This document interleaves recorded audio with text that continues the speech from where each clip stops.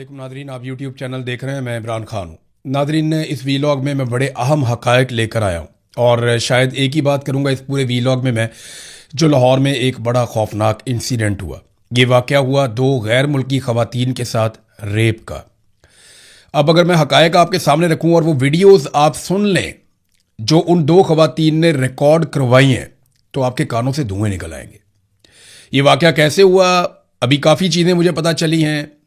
और यानी जिस तरह पंजाब हुकूमत इस वक्त कोशिश कर रही है ना इस मामले पर मट्टी डालने के लिए, जितना वो जोर लगा रहे हैं आप सोच भी नहीं सकते।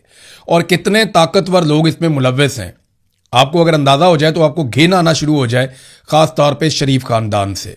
जो गंद इन्होंने मारा है गुज़िश्ता 2 दिनों में। कहानी तो ये पहले से चल रही थी। ये ख़वातीन आती हैं, और ये क्यों आती हैं? वो इसलिए कि ये सिंगापुर में मौजूद थी, वहाँ पे इनकी रज़ा डार से मुलाकात हुई थी। ये ख़वातीन सरमायाकारी में दिलचस्पी भी रखती थी और काम शाम करती रहती थी। तो इन्हें एक बड़ी कंपनी, जी क्रिप्टो कंपनी है, उसके अंदर हम आपकी इन्वेस्टमेंट करवा देंगे और ये होगा तो वो होगा। तो रज़ा डार ने इन ख़वातीन को घेरी डाली और उसके बाद इन ख़वातीन के वीज़े लगवाए गए।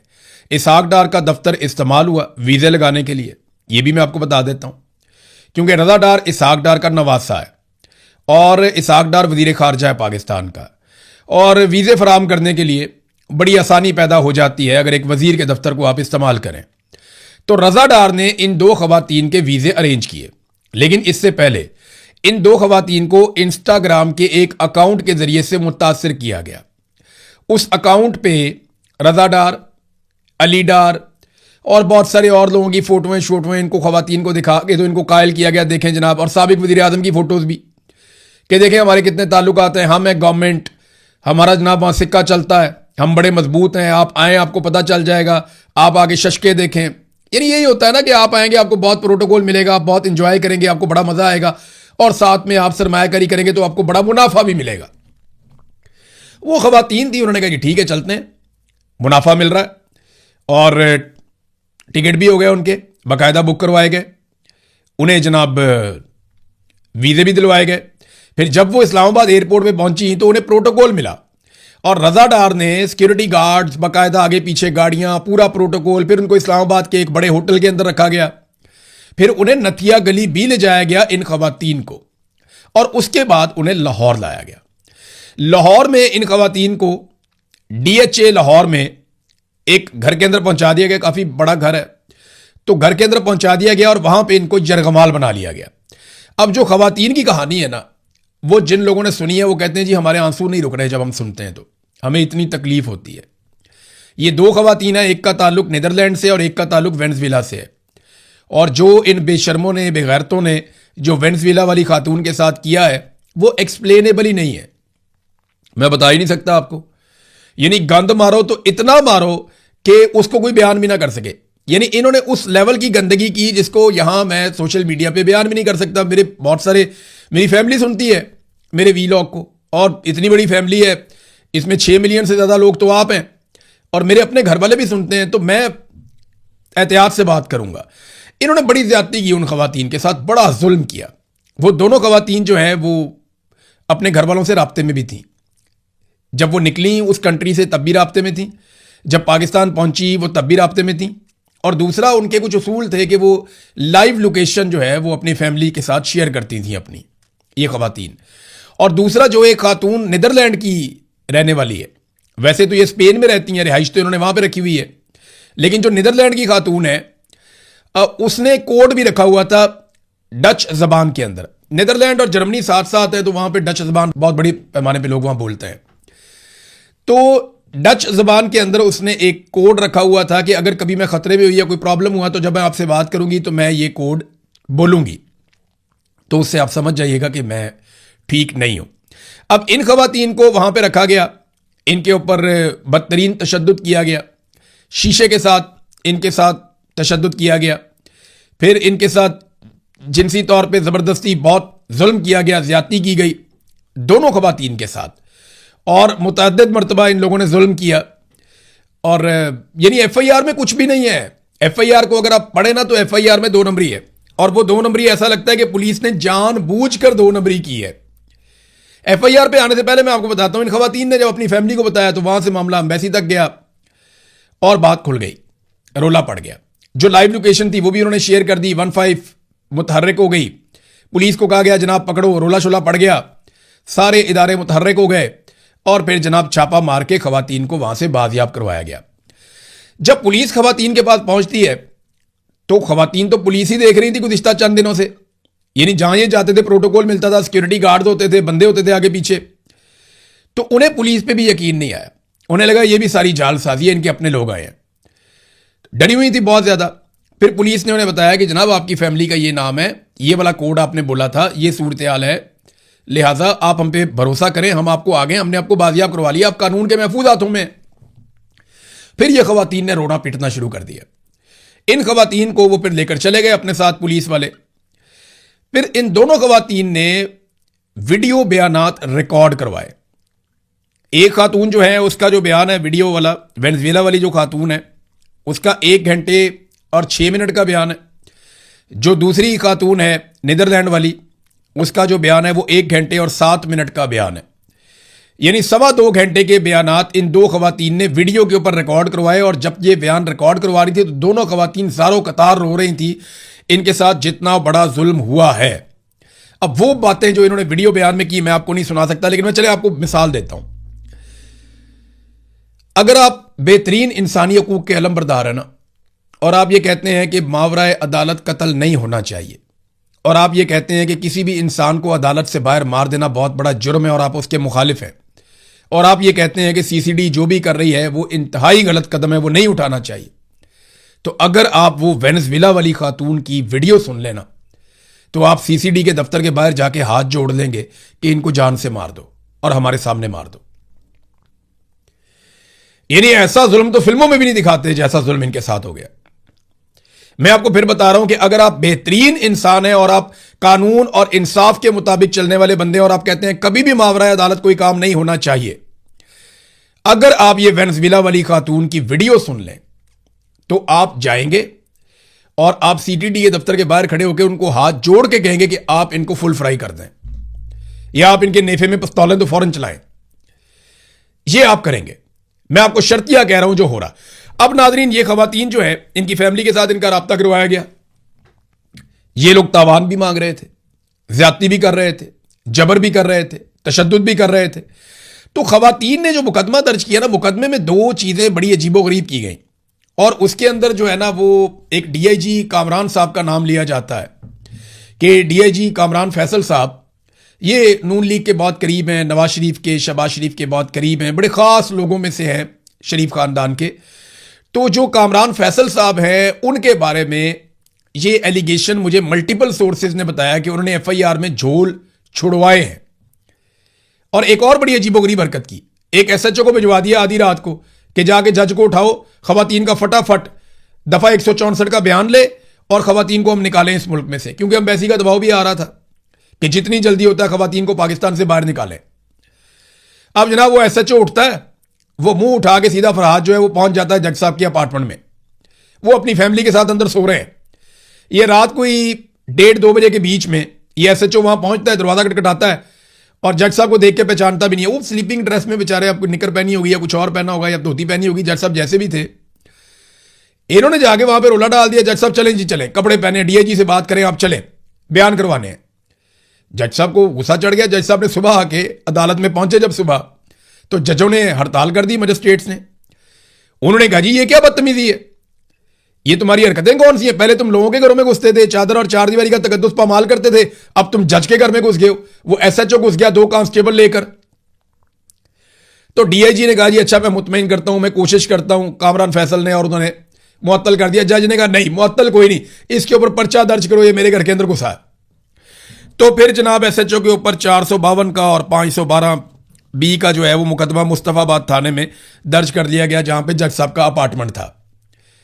तो अब ये नादरीन कार्रवाई पुलिस ने डाली कि आधी रात को जज को उठा के लाओ ताकि हम फटाफट खवातीन के अपनी मर्जी के 164 के बयानात करवाएं और बस निकालें, सारा मामला इधर रफा दफा करें। एक तो ये कार्रवाई डाली गई, वो उल्टी पड़ गई, जज खड़े हो गए और जजों ने स्टैंड ले लिया।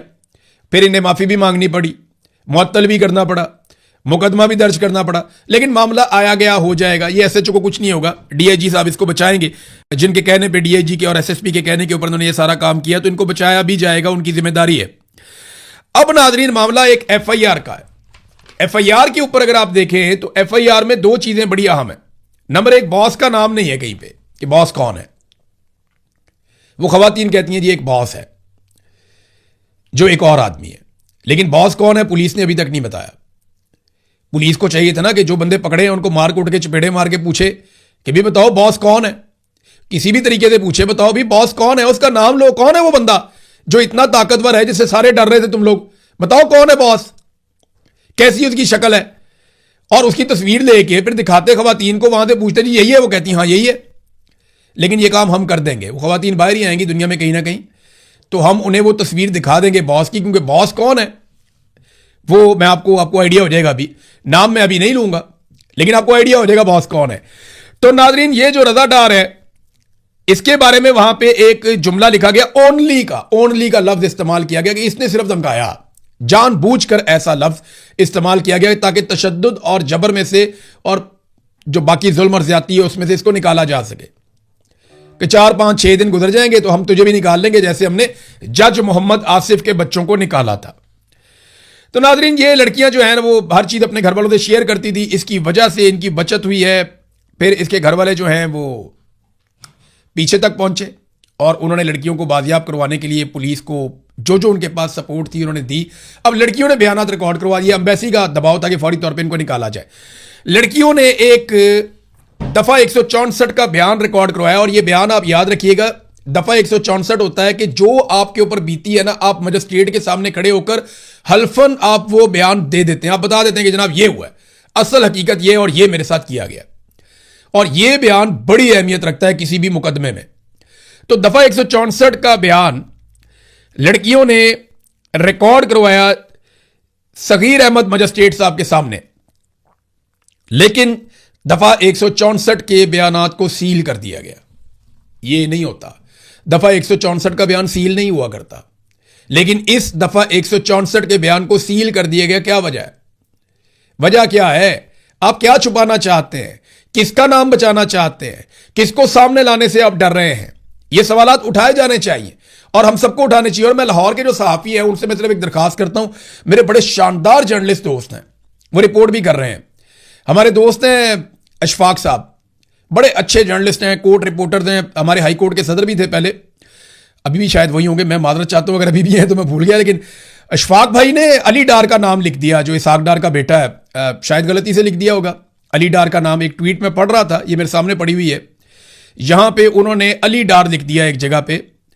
तो ये मैं पढ़ता हूं आपको जुमला, मुतासरा खवातीन गैर मुल्की हैं, अली डार का मुकदमे में नामजद किया प्रोसिक्यूटर।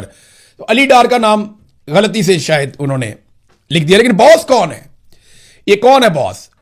ये बॉस बहुत ताकतवर है और ये बॉस इन सारों को डील कर रहा था। ये सारे उससे डरते थे और उससे मगलूब रहते थे, ये खवातीन ने बताया है। अब दफा 164 का बयान जो है उसको सील कर दिया गया, बिल्कुल वैसे जैसे वॉल्यूम 10 जेआईटी का सील कर दिया गया था। जब पनामा की एक जेआईटी बनी थी और उन्होंने बहुत सारे वॉल्यूम्स बनाए थे, तो उसमें वॉल्यूम 10 को सील कर दिया गया था कि इसको नहीं खोला जाएगा, क्योंकि अगर इसको खोल दिया तो बड़े बड़े शुरफा के नाम बाहर आ जाएंगे। तो ये जनाब जो 164 का बयान है, दो खवातीन का, और ततिम्मा बयान, ये भी याद रखिएगा, ततिम्मा बयान भी पुलिस ने खुद ही मैनेज किया है, ये भी मैं आपको बता दूं। और मेरी जो रिपोर्टर्स हैं लाहौर के, जो कोर्ट रिपोर्टर्स हैं खास तौर पे, उनसे गुजारिश है कि वो चेक करें कि ये जो बंदे अदालत में पेश किए गए ये वही बंदे हैं, सिर्फ चेक कर लें, मैं और कुछ नहीं कह रहा। इसकी तस्दीक जरूर होनी चाहिए, क्योंकि देखें वहां पे जो मुद्दई है वो मौजूद नहीं थी, विक्टिम्स जो दोनों खवातीन हैं वो वहां पे मौजूद नहीं थी, और बाकी कोई पहचानता नहीं था कि ये बंदे कौन है। ये आया सरकारी मुलाजिम है, कहीं से पकड़ के किराए के बंदे ले आए हैं, या ये वही मुल्जिमान हैं जिन्होंने एक्चुअली खवातीन का रेप किया और जुल्म किया। देखिए रजा का तो अब सबको पता है ना, क्योंकि उसका नाम सामने आ गया, बाहर निकल कर आ गया, और रजा की गिरफ्तारी भी बड़े जबरदस्त तरीके से हुई है। रजा की गिरफ्तारी के लिए ये एक एएसपी है जिसको भेजा गया, और ये एएसपी फजलुर रहमान साफी, इसको जनाब हुक्म दिया गया कि अगर आपने रजा को गिरफ्तार करना है तो सादे कपड़ों में जाना, कोई डाले शाले नहीं जाएंगे, कोई पुलिस की नफरी नहीं जाएगी। खामोशी से आओ और लड़के को लेकर चले जाओ। और एक और इंफॉर्मेशन मेरे पास यह है कि रात 2 बजे के आसपास जब रजा को गिरफ्तार करके लाया गया पुलिस स्टेशन में, तो रात 2 बजे के आसपास रजा पुलिस स्टेशन में मौजूद नहीं था, या कम से कम लॉकअप्स के अंदर मौजूद नहीं था। अगर पुलिस को लगता है वो वहां पे था तो फुटेज जारी करें, दिखाएं हमें कि वो कहां पे था और किस तरह उसको रखा है। तो रजा को फुल प्रोटोकॉल दिया जा रहा है, उसको इंतहाई जबरदस्त तरीके से रखा जा रहा है, उसको मुजरिमों में नहीं रखा जा रहा। क्योंकि देखें लोड शेडिंग बहुत हो रही है लाहौर में, तो लॉकअप के अंदर बंद लोग तो उबल रहे हैं बेचारे, उनकी बुरी हालत है। तो अब रजा को तो नहीं ना, रजा डार कोई साग डार का नवासा हो तो उसको तो नहीं ना इस तरह रख सकते जैसे आम मुजरिमों को रखते हैं, और बॉस का नाम भी बाहर नहीं ला सकते जैसा कि आम मुजरिमों को लेकर आते हैं। क्योंकि साबिक वजीर आजम के साथ जुड़ी हुई हैं तस्वीरें, उन खवातीन ने अपने बयानात के अंदर बताया कि एक्स प्राइम मिनिस्टर ने हमें दिखाया, हमें इन्होंने दिखाया कितने बड़े बड़े लोगों के साथ इनके ताल्लुकात हैं। इस बुनियाद पे इन्होंने कहा जी आप आ जाएं, बड़ी अच्छी सरमायाकारी है, बहुत मुनाफा आप कमाएंगे, आए, बहुत बड़ी कंपनी है, क्रिप्टो में आके इन्वेस्ट करें। यहां पे बड़े बड़े लोगों के नाम लिया, इलोन मस्क का नाम ले लिया पकड़ के। तो वो खवातीन ने वो हर चीज वहां पे बयान की है, लेकिन तमाम चीजों को छुपाया जा रहा है। एक तो एफआईआर के अंदर बहुत ज्यादा झोल छोड़ा गया, दूसरा याद रखिएगा कि जो 164 वाले बयानात हैं उनको सील कर दिया गया, तीसरा ये जो बंदे अदालत के अंदर पेश किए गए हैं इनकी शनाख्त के ऊपर मैं सवालिया निशान उठा रहा हूं। और हमारे जो जर्नलिस्ट दोस्त हैं, क्योंकि देखें ना शनाख्त तो बता ही नहीं रही है, नाम लेना, बताएं कौन बंदा है, कहां का रहने वाला है, उसका आगा पीछा क्या है, वो क्या काम करता है, ऐसा तो कुछ नहीं बता रहे। सिर्फ एक बंदे के बारे में मालूमात वापस आई हैं। तो ये बाकी लोग कितने बाअसर हैं और ये बाकी लोग इसमें क्या कर रहे हैं, इसमें जो है ना वो मामला 2 ऑफिसर की तरफ जाता है। एक फैसल कामरान, क्या वो इंसाफ होने देंगे? दूसरा जीशान रजा जो इन्वेस्टिगेशन के ऑफिसर हैं, लाहौर को कंट्रोल करते हैं। तो जीशान रजा साहब और फैसल कामरान, इन 2 लोगों ने इंसाफ होने देना है या नहीं होने देना, इस पे चीजें डिपेंड करती हैं। ये एक तस्वीर बाहर आई है लड़कों की, इनके मास्क उतरवाए गए अदालत में, और ये तस्वीर भी अदालत के अंदर से किसी सहाफी ने नहीं खींची, किसी पुलिस वाले ने नहीं खींची। मुझे खुशी है कि जुडिशरी में इतनी जान तो बाकी है कि वो कम से कम चीजों को एक्सपोज करना चाहते हैं। तो ये जो मुल्जिमान जिनकी तस्वीरें आई हैं, ये तस्वीरें और बॉस की तस्वीर इन खवातीन को जरूर दिखाई जाएगी और इनसे पूछा जाएगा कि पहचानिए कि क्या यही वो लोग हैं। और जैसे ही कंफर्मेशन आएगी तो आपको लग पता जाएगा ये कितना बड़ा जुर्म और जुल्म हुआ है और कौन लोग इसके पीछे हैं। एक और चीज नादरीन मैं आपको बताता हूं, ये आप देखें मरियम नवाज का स्टेटमेंट पढ़ के ना तो मैं भी परेशान हो गया था कि कहना जैसे वाकयात होते हैं तो मुझे रात को नींद नहीं आती।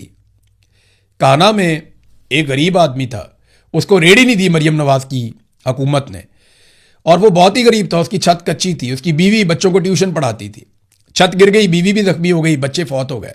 बहुत अफसोसनाक और तकलीफ देह वाकया है। मरियम नवाज को नींद नहीं आती, जिम्मेदार कौन है?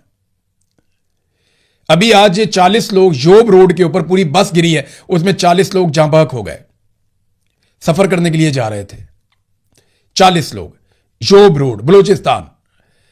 हुकूमती नाअहली है ना, दूसरे वाक़े में भी हुकूमती नाअहली है, लेकिन जो असल जुल्म और जबर हुआ लाहौर के अंदर, उस पर मोहतरमा को नींद आ जाती है, उस पर ना कोई स्टेटमेंट ना कोई बातचीत। सीसीडी से मैं पूछना चाहता हूं कि यार तुम लोग तो नेफे में पिस्तौल लेके फिरते हो, यानी सीसीडी का पिस्तौल गरीब के नेफे में ही चलता है, कमजोर के नेफे में ही चलता है। ताकतवर मुजरिम आ जाएगा तो सीसीडी का पिस्तौल जो है वो वहां पे नहीं चल सकता ताकतवर के नेफे में, वहां पे तुमसे फुल फ्राई या हाफ फ्राई नहीं होता ना। गरीब आदमी है चाहे मुजरिम है तो वहां पे आप लोग कर देते हैं कार्रवाई अपने नंबर पूरे करने के लिए, लेकिन जहां अमीर आदमी आ जाता है वहां पे तुम लोग बन जाते हो चापलूस। तो नाज़रीन मेरी एक गुजारिश है, ये कोई पाकिस्तान की शक्ल या पाकिस्तान का असल चेहरा नहीं है, हम इतने बुरे लोग नहीं हैं। ये हमारे हुक्मरान बड़े बेगैरत और बेशरम लोग हैं, और इनको लाने वाले मिलिट्री एस्टेब्लिशमेंट वाले उनसे बड़े बेशरम लोग हैं जिन्होंने लाके इनको कौम के ऊपर मुसल्लत किया, और ये इस तरह के कारनामे करके पाकिस्तान की नेक नामी के झंडे पूरी दुनिया में गाड़ रहे हैं। क्या हिम्मत जाएगा यूरोपीय यूनियन में और लैटिन अमेरिका में और दुनिया भर में पाकिस्तान का, जब ये खवातीन बाहर जाएंगी और ये स्टोरी छपेगी अखबारात के अंदर, जरीदों के अंदर। शर्म आनी चाहिए इनको लाने वालों को भी, और ये जो लाए गए हैं इनको तो डूब के मर जाना चाहिए। अब तक के लिए इतना ही, अपना ख्याल